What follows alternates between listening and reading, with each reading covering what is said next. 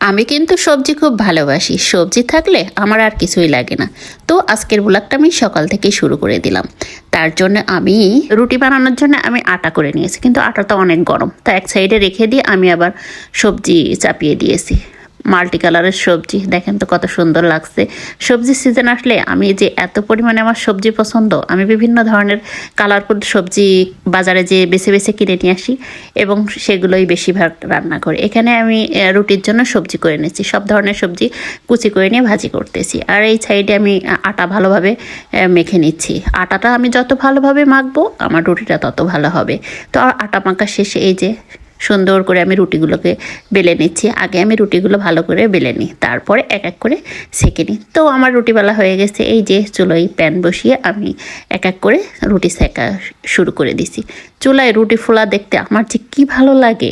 আমি শুধু পাশে দাঁড়িয়ে দাঁড়িয়ে দেখি আর একটু চেপে চেপে দিয়ে কোনো জায়গা ফাঁকা আছে কিনা ফুলতে। মানে যত আপনি ভালোভাবে আটাটাকে আটা মাখবেন আপনার রুটিটা তত সুন্দর হবে এবং খাইতে অনেক সফট হবে। তো এক এক করে আমি আমার সব রুটিগুলোকে ভেজে নিচ্ছি।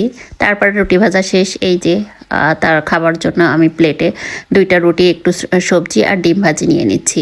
এইগুলোই হলে আর কিছু লাগে না। শীতের সকালে গরম গরম রুটি অনেক ভালো লাগে। তারপর চলে যাচ্ছি দুপুরে রান্নার প্রস্তুতিতে। আজকে আমি সবজি খিচুড়ি রান্না করব, তাই জন্য দেখতেই পারছেন সেই সুন্দর সুন্দর সবজিগুলোকে আমি সুন্দর করে কেটে নিয়েছি। এখানে চাল ডাল ধুয়ে রেখে দিয়েছিলাম, 2 ধরনের আমি ডাল দিছি আর চাল, মুগ ডাল আর মুসুরির ডাল, আর সবজি দিয়ে ভালোভাবে আমি ভেজে নিচ্ছি।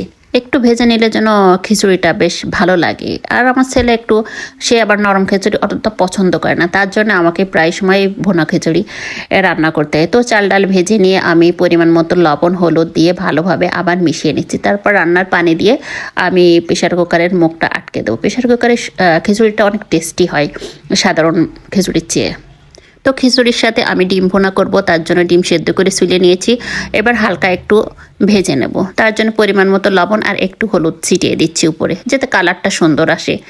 জানি না হলুদের কোনো প্রয়োজন এখানে আছে কিনা, কিন্তু ছোটোবেলা থেকে দেখে আসছি মা নানিরা এভাবেই রান্না করছে, তো আমিও সেভাবেই রান্না করি। তো পরিমাণ মতো ডিম ভুনা করব, তার জন্য পেঁয়াজ মরিচ সব কিছু দিয়ে আমি মশলাটাকে একটু কষিয়ে নিচ্ছি। মশলা কষানো হয়ে গেলে আমি আমার ভেজে রাখা ডিমগুলোকে এই মশলার উপরে দিয়ে ভালোভাবে নেড়ে নেব। এভাবেই নেড়ে নিয়ে তারপর আমি পরিমাণ মতো পানি দিয়ে দেবো। এখানে আমি তেমন কোনো মশলা ব্যবহার করিনি। একটা তেজপাতা দিয়েছি, একটা এলাচ দিয়েছি আর এক টুকরো ডালচিনি দিয়েছি। এই তো দিয়ে আমি আবার পানি দিয়ে ঢাকা দিয়ে দিছিলাম। তো ঝোল প্রায় কমে আসছে, একটু নেড়ে চেড়ে নিচ্ছি। নাড়াচাড়া শেষে আমি আবার একটু চেক করে নিচ্ছিলাম যে সব কিছু ঠিক আছে কিনা। সব কিছু ঠিক আছে। তো আজ এই পর্যন্তই। সবাই ভালো থাকবেন, সুস্থ থাকবেন, আমাদের জন্য দোয়া করবেন। আসসালামু আলাইকুম।